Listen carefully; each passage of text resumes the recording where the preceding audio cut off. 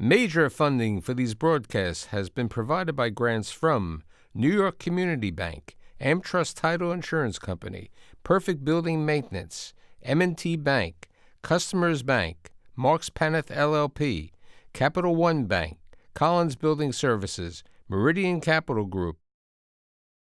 Additional support has been provided by grants from AKA Hotel Residences Corman Communities, Ariel Property Advisors, Amerant Bank, Bank of America Merrill Lynch, Briarwood Organization, Chase Commercial Mortgage Lending, Chase Commercial Term Lending, Citizens Bank, Dime Community Bank, Douglaston Development Levine Builders, Flushing Bank, Friedman LLP, Handro Properties LLC, Handler Real Estate Organization, Hodges Ward Elliott INC, Investors Bank, James D. Kuhn Real Estate Institute at Syracuse University, John Casamatides Red Apple Group, Keysight Capital Partners, Matone Group, New Banks, Newmark Knight Frank, Ocean First Bank, Optimum Window Manufacturing Corp., People's United Bank, Rockefeller Group, Rosewood Realty Services, Stonehenge NYC, SVN CPEX Real Estate Services, Tierra CRG, the Meringer Family Foundation,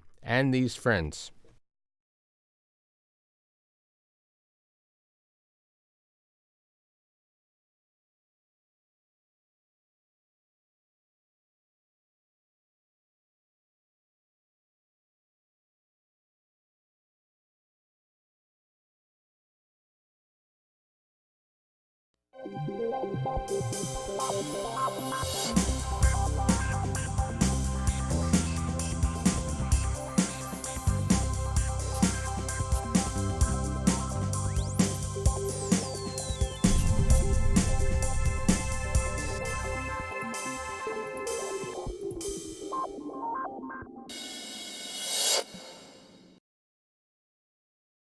It's the home of the Yankees. It's a place where people are visiting. It's a place where they're building new developments. It's the Bronx. So today I've assembled this group of business leaders to talk about what's happening in the Bronx. My guests include Eli Weiss, who is a principal at Joy Construction, Jorge Madruga, who is the principal at MADD, M-A-D-D-D Equities, Robert Nelson, who's the president of Nelson Management, and last but not least, Jason Gold, who is the Managing Director of Investment Sales, specifically in the Bronx, for Ariel Property Advisors. Of all the people over here, you and Eli have been written up many times in the newspapers about what's happening in the Bronx. What's happening in 2020? Is the Bronx going to be a bright, shiny silver apple, or is it going to be a little dull? We're very positive about the Bronx. I think the Bronx has seen a lot of growth in the past couple of years, and I think it's only going to see more growth in 2020 to come. I think the whole market took a setback from the rent regulation laws in June, but a lot of people are focused on either other asset classes or the more of coupon clippers for multifamily in the Bronx. But I see the Bronx as a place where people are going to continue to invest and are continue to pour money into the area. Robert, how long have you been involved with the Bronx ownership of residential apartments? So I go back to 1988. So I guess that if you do the math properly, it's about 34 years. I started out working when I was working for my dad. I worked for my dad for about 8 years, and he owned about 3,500 units of housing at the time. A lot of Mitchell-Lama housing stock. So areas like Castle Hill, the Bronx, right around Co-op City, we owned a 1,400 unit development. And you fast forward to today, and we currently own more than 2,000 units of multifamily in the Bronx. George? So I've been in the Bronx for about 20 years, on and off, doing first residential homes, rehabs, and then affordable housing and apartment buildings. We own about 3,000 units of affordable housing in the Bronx, yes. Most of it is new stock, new construction that we've developed either through Joy Construction as partners or some of it on our own. My background in the Bronx started slightly differently. I started my background in the Bronx when I worked in government for the New York City Housing Development Corporation, first working on financing projects in the Bronx. It's actually where I met Jorge, and I met Robert there as well many years ago. And we started by lending money through various programs, tax credit programs, tax-exempt bond financing, in order to revitalize neighborhoods. And so I think a lot of what we're seeing today in the Bronx is a byproduct and sort of the next stage of what the investments were in the early 2000s. I think the Bronx has great roots. I think it has some good transportation and all this positive information. But do you think the Bronx is really ready for the market rate housing that certain of the developers are planning? I think nothing is ready until you build it, and then it takes time to absorb, and it'll go through iterations. But to be candid, people who are in the development business need to develop. And so with land prices, what they are in Brooklyn and Manhattan, the Bronx became a natural place to look. The next thing that people will look at is transportation. And we were having a conversation earlier about a site, and almost within the first 30 seconds of discussion of the site, the conversation shifted to the walk to the subway. And how could you get to the subway from there? Which subway would you take? So you have land prices that are more competitive than any other borough, transportation that's realistic, and with the cost of construction, it really rules out high-end condos or anything like that. So you're going to see a lot of multifamily being built. Since I do certain advisory work for certain lenders, I've seen people projecting $50 a square foot for the Bronx for market rate apartments. I think that's a little high, especially with what you have. You have a beautiful property, Lafayette Boynton. I don't think you're seeing anything near that type of number, even. No, we're not. We're not. I mean, at Lafayette Boynton and some other developments that we own over there, I think you're looking at numbers that are somewhere in the neighborhood of $28 to $35 a square foot. $35 a square foot is more Marble Hill. We own a 318-unit development over there, a former Mitchell-Lama building that we turned into a rent-stabilized property, put a lot of amenities in. That one's getting $35 a foot. But again, Lafayette Boynton, which is in Soundview, is more like a $28 a square foot number. I think that when you look at market rate housing, though, I think Mott Haven is a great place to start. Somewhat sanguine about where Brookfield can take those market rate buildings. What's your thought about the Mott Haven neighborhood? We love the Mott Haven neighborhood. I mean, we're in the Mott Haven neighborhood. We own something called 20 Bruckner Boulevard, which is about a 180,000 square foot building that we just rented to a school called the Dream School, Harlem IBI, do great work, an amazing school.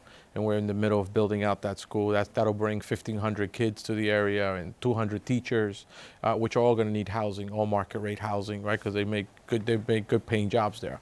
So it'll be great. I'm more tainted on housing, than maybe the regular market rate developers because of how much affordable housing we've done in the Bronx. I think it's a stretch to get to $50. I think it will at some point be there, but I don't think we're there today. I think it'll take a little longer to get there. I'm doing deals there, specialties, commercial, a build to suit for a specific tenant. I do have residential units there, and I'm hoping to get rents, close to those numbers, but we're taking a chance. I think it's not 100%. What about the plans, perhaps one day for a soccer stadium? Where does that stand? And that's in the very nascent stages of putting together a large assemblage of land that Jorge and myself would ultimately look at to build a mixed-use project that's focused on affordable housing and commercial development.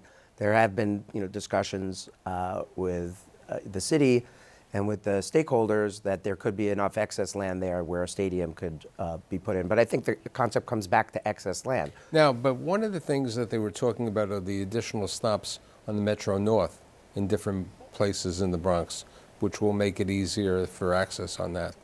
I think the Bronx is has very good transportation access already. I think a ferry. I know Mott Haven has been looking at a ferry for a very long time. I think a ferry would be more impactful than the Metro North. The Metro North is a very expensive means of transportation. And so even at $50 a foot rents, and with what people are spending on rents, the Metro North is a really expensive form of transportation. I personally think ferry service, improving the subways is probably a better investment. Because the Metro North, what they're looking to implement is going to be all the way on the east side of the Bronx. Correct. It's not really going to impact Mott Haven specifically. And I think that the rents that investors and developers are achieving right now, I mean, one of the sites that we were talking about earlier was 132nd Street. 132nd Street right now is achieving mid to high $40 a square foot, and it's a little bit more south. I think where Brookfield is where the heart of the South Bronx is, where you have a lot of retail coming to the area, getting good rent, and it's going to attract that the new clientele. What about Riverdale? I mean, Riverdale has been a hidden gem of the Bronx. Any potential development there? Is there any vacant land or anything? I don't think there's a ton of vacant land. I mean, look, Riverdale is, such one of the most unique neighborhoods in all of New York City. I mean, it's this little enclave. Yes. That exists, and it's bounded by I think Broadway, Van Cortlandt Park, and the Hudson River. We just purchased an apartment building on 3240 Henry Hudson Parkway, a 109-unit rent-stabilized building that was built in the 1940s. Most of the buildings in the neighborhood are pre-war buildings. You have a lot of pre-war single-family homes that are over there. I mean, it's a tremendous yes. neighborhood. Safe neighborhood. It's got a number of prep schools, college prep schools that are there. And now under the new tax law, where people, it's living suburban life, but paying New York City taxes, property taxes. So you can live in a home there and pay a third of what you're paying in a 15-minute drive up to Westchester. So it's a fantastic place to live. It is very small. I think there are natural boundaries to it, and there's just a limit to how much real development can go on there. I don't think the land there is not as dense as in the Bronx. You don't get the R8s and the R9s or the R7s. So Right, there's low different density, zoning. lower density. So I think people will stay away from it because this is not enough bulk there to build. In the green room, I was asking Jason about the rezoning, the Jerome Avenue rezoning. Let's talk about that. Yes, the Jerome Avenue rezoning occurred in March of 2018. It's seen, I guess, about a dozen transactions thus far. Eli, you've been building on Jerome Avenue right now? Together with Jorge, yeah. With We just Jorge. closed literally today on a supportive housing project with our nonprofit partner Community Access to build about 250 units of affordable and supportive housing that will also have retail and parking on River Avenue and about 165th Street. And that's the second phase of a larger project where we closed across the street at 1184, a similar size project that's a low-income housing tax credit deal. We think it's a great area. We like the commercial corridor of River Avenue. I have to give Jorge credit. He found the site. He still had the vision to put it all together. But again, going back to what Jorge said, we're still not there. When we bought that site, we did not even think about building a market rate development there. I think what George said is when we basically look at developing market rate, it's the commercial, it's the parking. But for us, those neighborhoods, the housing is still... Let's talk about the commercial. I mean, how much commercial do you have in the Bronx? Not much at all. Okay, and you? Plenty, but this is the expert right here. No, but the two of you. So what do you have? I mean, you have the Fresh program, which people aren't aware of that well. Fresh supermarket program. Right. So, I mean, the real driver in the Bronx are, I think, two things. And like I said, this is probably the expert of retail in the Bronx. But one, it's just aggregate dollars, right? So if you're paying $30 a foot or $35 a foot to rent a store, just aggregate dollars of what you're paying, you have an opportunity to make money as a retailer. Whereas in other places, you're paying $100 a foot. There's just a limit to how much you can actually pay and do business in X amount of square feet. And I think the second thing is an ICAP, right? So unlike many other areas in New York, most of the Bronx is covered by a tax abatement that gets passed along to the commercial, that ultimately gets passed along to the retailer. But as you start to see growth in the Bronx, I mean, commercial development, maybe not your traditional commercial, it's just natural. I mean, the Bronx has become a mecca for Montefiore. I mean, healthcare in the Bronx with Montefiore growing, a lot of the Simone properties over there, the major developments. They're the largest employer in the Bronx. Montefiore Hospital is the largest employer. Yeah, I mean, Montefiore is our tenant in one of their portfolios. We have probably a little more than 1 million square feet in the Bronx on retail. 1 million square feet? Or a little bit more than 1 million square feet of retail in the Bronx. Commercial and retail. Commercial retail, where we have gyms, laundromats, supermarkets, Charter schools. Charter schools, daycare, all different type of And they're tenants, paying medical, what? right? They're paying between $25 and $35. $25 to $35 is the going rate in the Bronx. Depends how much risk you want to take on the built out, what the credit is, right? The big issue in the Bronx is finding a credit tenant that you can be able to underwrite and say, okay, I'm going to invest X dollars on a built out, and then have them there for a long time you need for them to pay back the investment, right? And that's harder, that's harder to find. But We do. We've been lucky at doing that. We get our hands dirty, right? We do the built outs for the tenant. I've done built outs for gyms. I've done built outs for supermarket, which is not a normal thing Now, that the supermarkets builders would are do. local operators, or are there any? Some of them are local. Some of them are more, more advanced. Some of them have multiple stores, right? We have guys that have 20 supermarkets. We have guys that have 2 supermarkets. And the gyms are like the Same Blinks. thing. The Blinks, and the Planet Crunch. Fit. There's a couple other local gyms that we have in some of the locations. We have the Brightside Academy, some other type of daycares that service the community. How are lenders in general looking, for the Bronx, for your type of property? If you're talking about portfolio lenders, I mean, portfolio lenders love the Bronx. Right. The Santanders of the world, the New York Community Banks of the world, Dime Savings Bank. I mean, they love the multifamily sector. Yes, the rent laws have put a tremendous damper on the investment community, but I think if you're a lender, if you're a portfolio lender, your debt service coverage ratios, I think, have been pretty constant over the years. Your loan to values have been pretty constant. Someone said to me, I closed on a closed on a couple of loans yesterday, and someone said to me, do you think that the banks are going to be in trouble with some of these loans? I said, no, I don't think so. I think if you're talking about mezz lenders on the rent-stabilized portfolios, on the rent-stabilized product, I think yes, because then you're talking about much higher loan-to-value ratios. Jason, are we seeing the foreign investors or the private equity firms coming back to buy in the Bronx? Yeah, we're seeing a lot of institutional capital. We're seeing the foreign investors still looking into the Bronx. I mean, they're looking at... We won't consider you a foreign investor. Still looking at larger asset classes. Their equity check needs to be $30 to $50 million, so they're not going to be looking at the smaller product type. I think there are 2 forces that we've yet to speak about that are impacting the Bronx right now. One that's been impacting the Bronx for the last 30 or 40 years, which from the legislative side is the community reinvestment banks, whereas banks love the Bronx, but also get Community Reinvestment Act credit for doing business in the Bronx, not just on affordable deals, but also on standard market rate deals, just by putting money into that census district. I think the other thing that's more recent is opportunity zones, right? I mean, when you look at the Bronx and you look at the opportunity zone map, it's a very, very connected conversation. It's interesting. We've discussed this on a number of shows. There's a lot of hype for the opportunity zones, but not that many people invested in them yet, okay? Because not everybody understands the legislation with regards to the rules, the amendments, and so on. And the clock is ticking, that's right. Okay, December closed, you also lost 15% of your opportunity zone involvement. Coupled with, if you're a real estate person, you went into a 1031. Correct. Okay? So most of the opportunity zones for a capital investor, they're not sure of what to do with it. I think there's been a dislocation with opportunity zones. So we've spent hours, if not days, trying to figure out how to make it work. And the ultimate issue is you're on the clock, the regulations have come out staggered, and then ultimately, you're right, for your traditional real estate investors, 1031s and refinances have always been tax deferral and efficient ways. But to be candid, the equity pricing for opportunity zones looks the same as equity pricing for standard deals. So there's a dislocation of expectations yet, so far. I think the person who has a capital gain doesn't understand the real estate that they have to keep the money for a long term. Correct. Okay, many people who are stock investors would like to sell.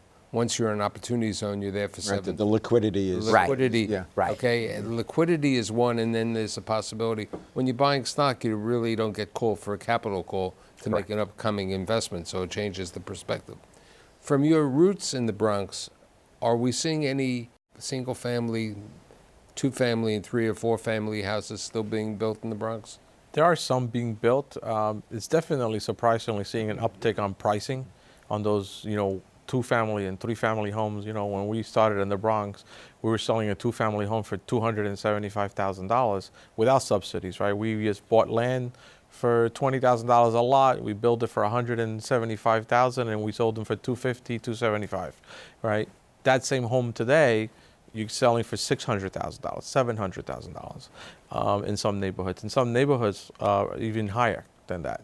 So prices have definitely kicked up on single, 2 and 3 family homes in the Bronx, which is, tremendous. So people are being able to either sell their homes or refinance and be able to use that money for other things. So that's happening right now. And I was very surprised to learn, because I've done some recent research on how do I built some 2 families on lower end zoning lots that we could still buy, because people just want the R8s and the R9s, and they don't want the low density lots, because nobody wants to build a 2-family home. You can't get a tax abatement anymore for them, so I think that's also halted the construction of them. The taxes in the Bronx are still reasonable. Very Compared to moving to Westchester or Long Island, for sure. Very reasonable. What about City Island? There were a couple of developments being done there, not that many. I think Greystone did one. Right. And there were a couple of others, but it's, the transportation is the problem with City Island. Correct. Which I think can be ameliorated with the new Metro North stops that are being planned. There's a new Metro North stop to be planned in Co-op City, one in Parkchester, and one in Hunts Point. Speaking about Parkchester, what's going on there? I mean, people don't realize that was the sty town of the Bronx. Okay, Yeah, It was. absolutely. Okay, Yes. with reasonable retail on the ground Actually, level. terrific retail. Yeah, they're very good. Pretty good Yes. retail and pretty good transportation. Yeah, I think, look, it's an area because of that development that has some level of stability, where other neighborhoods went through more turbulence and more tumult. But I think it's one of the more stable areas in the Bronx. Again, but it all comes down to finding land that makes sense to build. So What about the hub? The hub is very busy. I Yeah. mean, I was there yesterday actually, touring another property that we're selling on 155th and Elton Avenue. It's extremely busy. Retail, they get close to $100 a square foot in the area. I mean, there was a development site that just sold on Westchester Avenue for $95 a buildable square foot, and he's underwriting retail. It's a little off the beaten path of the hub, and he's underwriting to $75 to $85 a square foot. I think some of the most highly profiled affordable housing transactions have all happened sort of around the hub at La Centrale that Hudson companies built, and Via Verde, which Jonathan Rose built. We had our St. Anne's Terrace complex on 156 and St. Anne's Avenue. So you had a lot of housing being built because of the 3rd Avenue corridor, as well as St. Anne's and the rezonings that took place there that were either specific to a site or broader rezonings. So you've had thousands of housing units come online there in the last 10 years. There's another 900 units, I understand, that's going to come online on Story Avenue, adjacent to us. We recently built, 430 units of new housing on Story Avenue on the site of our Lafayette Boynton apartment complex. But a couple of blocks to our north, the owner of Lafayette Morrison is going to be building another 900 units in that parking lot. When you built the new buildings, did you put retail? We did. It's community facility. It's not zoned for retail right now. So we put a daycare center in. We think that it'll work well for the neighborhood. Right. I think over time, we'd like to see if we can get a zone change for retail, because I certainly think you have the critical mass over there for the retail. What about the industrial? The industrial market has been very, very active recently, especially in the Bronx and obviously the outer boroughs. But we just got hired on a 75,000 square foot warehouse in the Port Morris section, and we've had at least half a dozen tours a week for the past 3 to 4 weeks now. And it's been getting a lot of activity. It's M31 zoning, which allows for heavy manufacturing. It's in the opportunity zone. It's in the IBZ, industrial business zone. And we're going to continue to see that market uptick, especially with the laws that occurred in June for multifamily. Fordham Road. So we have something up by Fordham Road and the concourse. Yeah, And that's traditionally been one of the strongest retail markets in New York. What are you going to be doing in that market? We're looking to reposition a building that we own into a medical office, working with a group of doctors. But I mean, that's one of the strongest retail corridors in the Bronx and always has been, and has a real educational institution where George's daughter actually attended Fordham University. And so, that's sort of a very different market because of the university, because the retail is so established Right. there. With regard to the university and the other universities, the colleges are in the Bronx, isn't there a need for student housing also? There is. I mean, Fordham has a lot of student housing, in the area, and there is a market for student housing outside. Not only as a real estate person, also as a payer of it, because my daughter went there and definitely rented outside housing. I know that you guys are involved with self-storage in other boroughs. there's been a lot of self-storage in the Bronx. Are you seeing any new ones being built? Self-storage is becoming more valuable as everybody's buying all these self-storage, and we're converting them ourselves, converting them to residential properties or commercial properties. So they're definitely becoming, more interesting. But we've been going after storage facilities just because the conversion is there.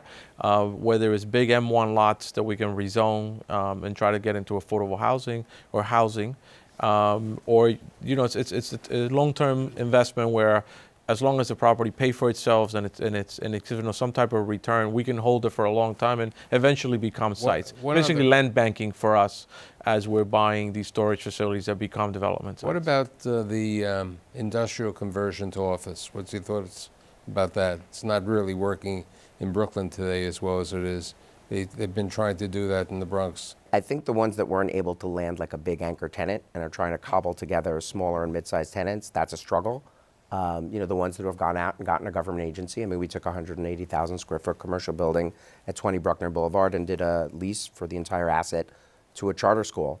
The ones like the bank building, which was able to get a large government tenant, did well. But office is generally a challenging business if you don't have an anchor tenant. So in conclusion, even though one may say it's not that bright, I'd say the outlook for the Bronx is very bright in 2020. Yeah. And I'm certain that the people sitting here are going to be more involved and continue to be involved with the Bronx.